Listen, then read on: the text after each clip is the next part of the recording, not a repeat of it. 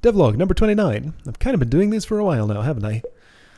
So last time I was running this game on Linux. I'm back on Windows now just because my setup's a little more convenient there. I'm still in this interminable slow part of this process where I work in my scenario editor and it gets done very slowly. Main thing I've done, couple of things I've done since then. Okay, yeah, so these all have icons now. Default full, default empty, vital, not vital, below, above, 2-0. Those icons aren't great, but you can tell what they are if you know what they are, I guess.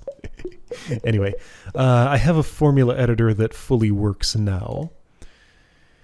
These are the only two formulas I can access to edit with it. How will I show this? I should have planned... Okay, let's try this. So let's say I were to go into a battle right now. Yes, sure. So Imp has 8 health, Warrior has 6. Let's say I wanted to boost up both of those health values. I'm going to go back in here to resource types, health. Alright, so capacity formula. Thing that determines health max is actor's health max stat. For those two champions, it's 8 and 6, right? Should be. Stats, health max 8. Used by health formula. Stats, health max 6, used by health formula.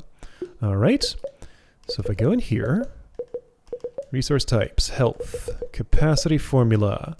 So after adding actor's health max stat, let's also add, sure, let's make it real simple and just say I'll add another 3. Alright, so add to result 3. 3 more than whatever your health max says. So now if I go over here and start this battle, you have 9, you have 11. I'll probably lose this battle just because of the way things change.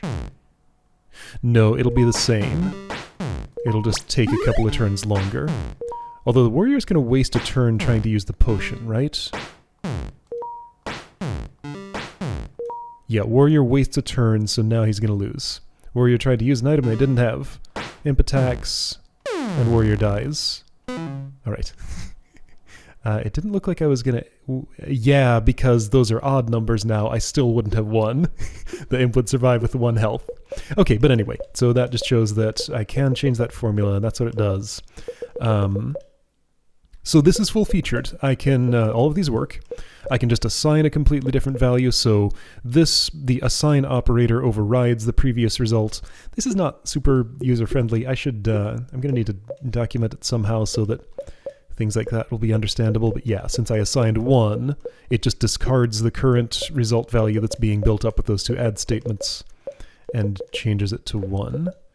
I could subtract, which does the obvious. I could multiply, I could divide round up, I could negate. What's this gonna do? Ooh. What happens if I have -1 health? It should just do it, actually. Everybody will just die on their first turn, right? I've never tried this. Oh yeah, nobody's there because they're dead. They have no health, so the game just doesn't know what to do. Oh wait, and now I can assign mage. Is this gonna crash?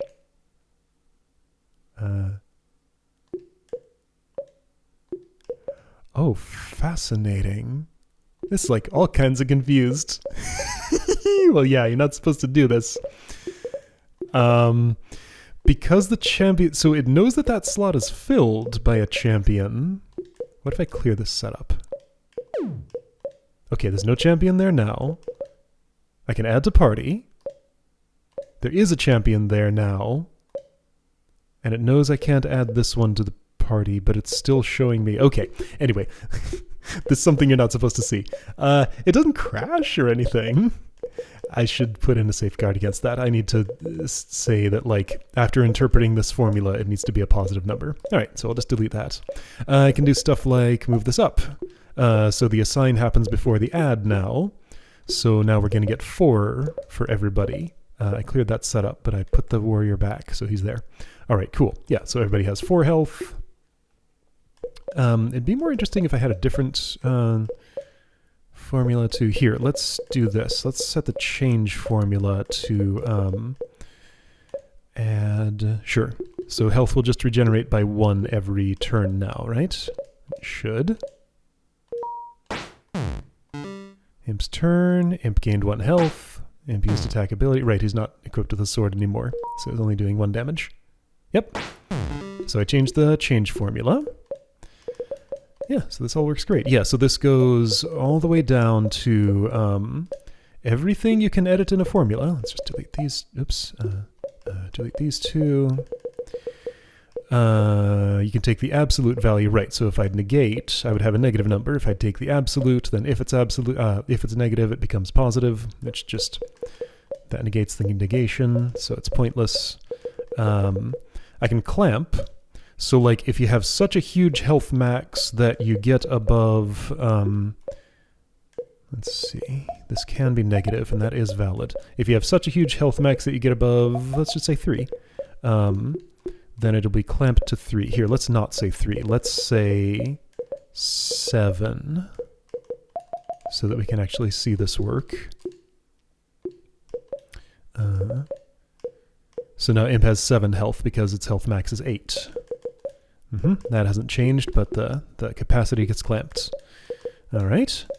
And then the exciting stuff, sort of. Delete that clamp. Let's add an if. So here's an if statement. If the actor stat of speed is... Ooh, I should put this in between these two, because that would flow better. LHS, LHS... Why do I call this condition? This is operator. Okay, so change name to operator, insert here instead of where it is greater or equal to constant value of 3, sure. Then here's a sub-formula which will add another 1 to the health. So if you have at least 3 speed, then you'll be healthier.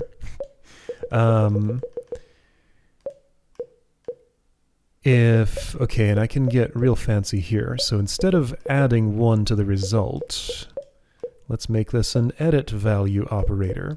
So our value is called variable, sure. Formula is assign, let's say, the target resource of health. This is complete gibberish, but it's doing stuff. Okay, technically that's correct, but it's not great. This is the result of that. Yeah, it's fine. Not the friendliest thing, once again. Then we're going to add... Oh, hang on. Let's... Oops, what did I do?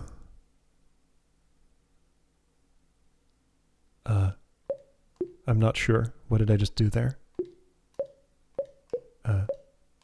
I went to if. Here we go. That's what I did. All right. It makes sense. Everything's fine.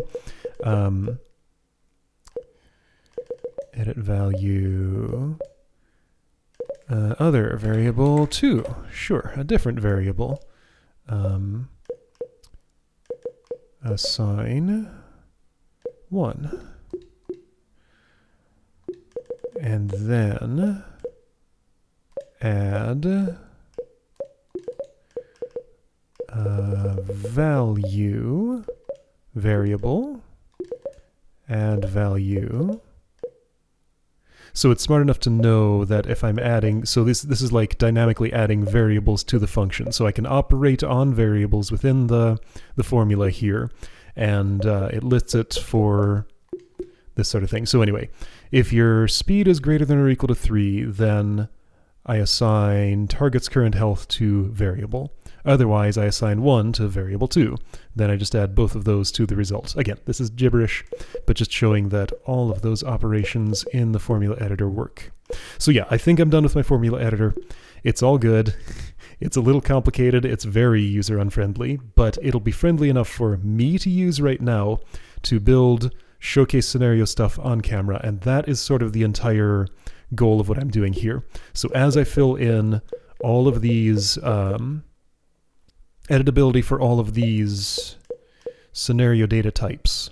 I'm getting toward a day when I can just spend all of my time here in this screen building out the showcase scenario instead of having to edit a JSON file. A step beyond that will be making this user-friendly enough to actually go in the final product and have other people than me use. We'll get there. I don't think the formula editor is extremely far away from that, but it needs a little bit of polish and some documentation. Anyway, yeah, so in addition to that, I went ahead and wired up one more of these buttons, so now I can edit champions. So every struct field in here is fully editable. I can change the identifier, we've seen that elsewhere, change the name if I want, change the icon if I want, this is all familiar, change the portrait. So this is an alternate version of the icon picker, which instead of choosing icons in the atlas with the prefix of icon, this chooses with the prefix of portrait.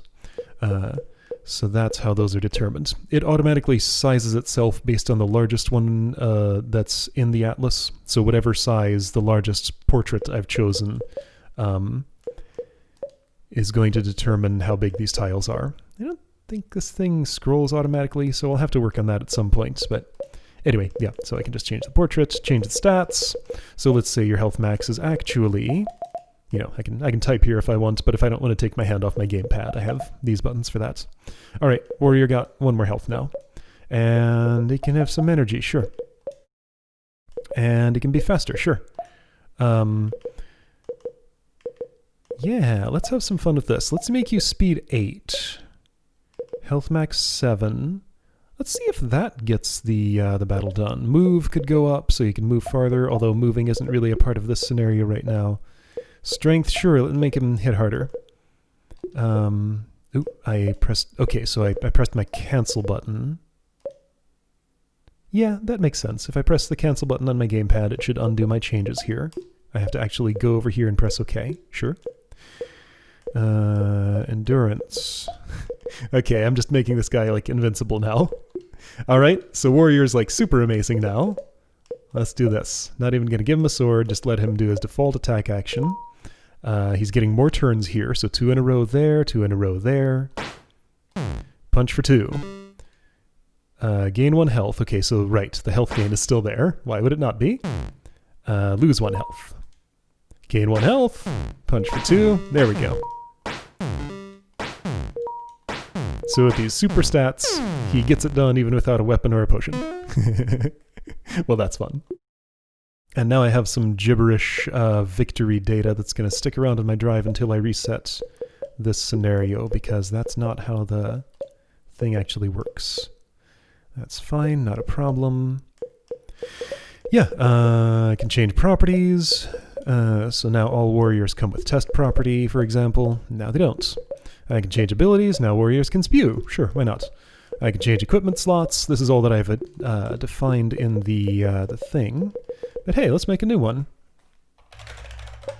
You're called New Thing. Your icon is a down chevron. Sure, why not? No, that's confusing. Your icon is an upside down star. Sure. And right, an equipment slot has no other data about it. It just kind of exists. Slot New Thing defined but not used. Okay, well let's go here and give a warrior New Thing has a slot. Let's move it up so that in the list it shows up between hands and head. Okay? All right. Yeah, so when I close out all the pop-ups is when this list actually updates with its thing. Anything else interesting here? Resources? Sure, yeah, you only have health, you don't have energy because you can't cast spells. Let's give you energy. What's the energy capacity formula? I can look at this. I don't know off the top of my head. Energy max stat. So let's give you some. You have 3 already. Did I change that, or is that just what it was already? I probably changed that just now. Alright, you have 3 energy. You got no spell slots, though. Let's change that. Here, have a spell slot. These can go up to 5. And I have the range encoded here so that it knows. If I try to type, a really high number, it'll just clamp it to the valid value range. And yeah, so editing fully works there. Imp, let's make you...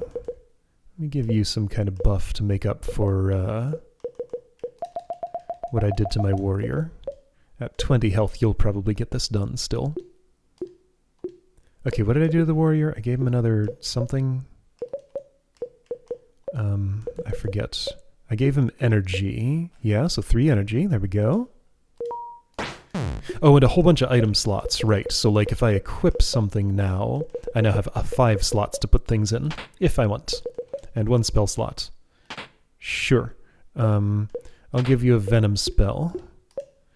Alright, let's see if... I think you will lose this... Oh, jeez, what? Okay, right, and you have a spew action. Those just happen to have the same icon right now. That's what confused me. Now, this makes sense. Yeah, those are the other 4 slots, the grayed out ones with nothing in them. So you're first gonna... you're first gonna cast Venom. Ooh, this UI also really needs work. That's right, this one is old and clunky and bad. You only have enough energy to cast that once, but let's see. So if you cast the Venom spell... Oh, you don't have enough focus for that, do you?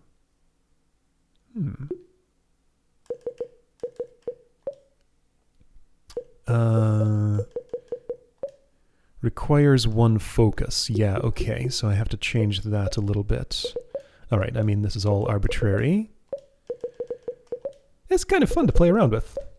It'll be more fun when I'm doing it in a more directed way and actually have the goal of, like, making an interesting encounter that's carefully tuned, rather than just doing a bunch of gibberish. But the gibberish is kind of fun, too. There, so 2/3 of your energy. Venom's up the Imp. Alright, Imp's gonna lose some health, gain some health. Punch... Not any harder. I just gave you more health, that's right. Oh, because health regenerates by 1 and Warrior has some endurance, then yeah, he is actually invincible. Alright, well that's cool. That Venom lasts a long time. Okay. Well, yeah. So yeah, as far as things that actually went into this game here, that's pretty much it for the last amount of time that I spent on this. Oh, I can't make a new champion. This isn't wired up. Really? I thought it was. It should be, because this is fully editable. Okay, well that's like a 2-minute change. That's easy. I could try and do it right now, but let's not. It might be 2 minutes, it might actually be a nightmare. Let me show you the source file for my editor screen. It's a big mess. There's way too much to it. How many lines is this at this point? 3509? Yeah. Just because, like, every bit of wiring code for... oh, it's going to get so much worse. This will probably be like 10,000 lines when it's done. I might have to come up with a new pattern to make it nicer, but every bit of wiring code for example, when I click here, I have a list of champions with this as the option, and there's a callback function for when I choose one of these and a separate one for when I do this. The callback for this should be wired to a thing that would open up a name prompt like this one, and then when entered creates a new champion and inserts it in the list. Then all the wiring code for, like, okay, I chose a champion. Now you pop up this thing which is called champion edit list view, I think? Champion edit view? Something like that. Which has a bunch of callbacks for, like, okay, so stats. This opens champion stat list view, but this particular champion stat list view has certain settings on it. Well, here, resources are better. Yeah, so this isn't showing that this champion has however much health it actually has. It just shows a list of those. And yeah, fun little nuance I had to do. Didn't think about it until I was right there, is when I want to add an equipment slot, like from a list of equipment slots that are defined in the scenario, when I do this, I need a list of everything excluding what the champion already has. So if I get rid of the accessory slot, now it shows up here, and I can add it. So I need, like, the inversion of this list over here. That was fun to code. Not actually that complicated, but fun to think about. Anyway, yeah, so just so much wiring, and occasionally implementing new things like the function editor. Champions have no functions. The only thing I have editable that has them right... Or, sorry, formulas, whatever. Only thing that has them right now is the resources. I think I'm done with the hardest of these things. Like, what is left, even? Let's go to scenario data.h, my favorite place. one of my many favorite places. So in a scenario, sure, well, I can see this list. Can I just like, I can edit equipment slots, I can edit resource types, I can edit stats, I can edit champions. Encounters. Okay, that one's going to actually be kind of complicated. Yeah, so where's the most of the work? Is it encounters? Equipment, that's trivial. That's just a few stats. What is an equipment record? Let's see if I do this. I didn't capitalize that right, but Sublime Text knew what I meant anyway. Equipment record has identifier, display name, icon, required stats, valid slots. So that's just a list of equipment slots once again. Stat bonuses, that's just like the, just like this list with the integer editor here. And then properties, that's exactly like this list, like literally identical. I just have to wire that pop-up to the thing that will be in here. Abilities. Okay, so spell effects and stuff are going to be a little bit complicated. Not too bad, but a little bit complicated. Yeah, so like an ability. Okay, a spell record, for example, has this easy familiar stuff, and then, sure, valid targets. That'll need a new widget, but that's not too bad. Spell effect. Whoa. The spell effect has like a bunch of stuff. Okay, this is kind of complicated. Yeah, that'll take me a bit. It's nowhere near as bad as a function editor though. Yeah, so I'm definitely through the worst of it. Elements have, I keep calling them functions, formula. Element has a formula, properties have basically nothing. Property editor is already done. There's nothing more needed there. Challenges. Oh, that's an interesting one. Okay, so that's different from everything else. Map is different from everything else. Lore is just a big freeform text editor. Tiles is very little. Visual effects, I haven't even figured out the actual data structure for that yet, so that'll be changing. Inventory is just picking things from a list. Mechanics is just formulas, pretty much. Scenario info is just like identifier, name, stuff like that. Yeah, so I'm over the biggest hump here. We're in the back half of scenario editor for sure. After this pass, there's of course another polishing and documentation pass and making this actually friendly. And actually getting these things written to disk. All the things that I've changed here are just in memory now. As soon as I exit the game... Oh no, all my work is gone. It's fine though, not a problem. So yeah, outside of that, been doing a couple of other things. I had this weird bug on Linux where like when I pressed a gamepad button to highlight a button, the automatic momentary highlight of that button stuck around for too long. The fix for that was fascinating. I had timestamps coming in from the gamepad system, which I was using. I have a bunch of timestamps all over. Like every time I make an input event, like I do a mouse click here, this comes with a timestamp. This happened at so many seconds since some reference value. And when I make my mouse up, you know, that happened since so many seconds, like 5 seconds later, since I paused for 5 seconds there.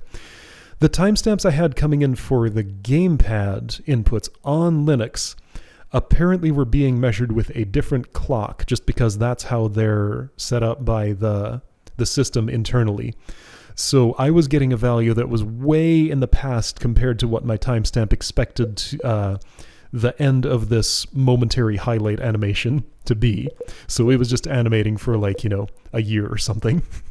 That's why it was staying down. Anyway, so that was an interesting bug that I fixed. A lot more interesting to fix than talk about, I guess. But yeah, just to keep myself going through this like super slow part of this particular project, I have a couple of side projects going. I showed you my audio lab thing, which is still coming along. One thing I guess I could call a side project is that I was getting this game built for a Raspberry Pi, got it running. Audio is super messed up. It's always audio. But everything else works great, and it performs like indistinguishably from a normal desktop computer, which is great. I don't know what it would look like to actually release on that platform, but I have the option now because the game does run on it, assuming I fix my my audio thing. There's another project that I'm doing that's actually another video game. Just some inspiration came to me, and there's a thing that I want to make that is... I realize this game doesn't actually show very well in video, especially the stuff I've been doing it the last few months. Like just, oh man, my scenario editor's a little farther along now. All these hypothetical things that are going to be cool someday. Just use your imagination. But no, this thing that I'm working on now, you don't have to use your imagination. It actually just looks cool. I don't know if I'll start doing devlogs for it. The idea with it is that it doesn't get in the way of this. I still allocate the same amount of time to this project, but any extra that I have might go to that other one. And it's a fun thing I can tinker around with if I get sick of formula editor stuff, things like that. And it's supposed to be a much shorter project than this. Like in a matter of a few months, I might have it together and just ready to put out there. Or maybe I won't. But just having a different lens on the game framework code that I'm using here. There are already some code improvements I've made for that project that have made their way back into Foresight Fight. So it actually helps this project along indirectly just by things that I happen to do for it. Anyway, yeah, so I'm choosing not to show that project right now, even though I kind of want to, just because it's very early, but I have something more showy in the works that I will be able to show off in devlog form at some point. At some point. I'm not sure when, but yeah. So I got fun stuff to distract me from the less fun stuff here. Gonna keep on chipping away at the not fun stuff so that I can get to the fun stuff in Foresight Fight, which should be very soon. So yeah, my focus right now is to fill in all the other categories here and get this saving to disk so that I can use the scenario editor to build the showcase scenario, and we will be doing that together. Hopefully soon. Not sure when, but hopefully soon. I'll see you next time.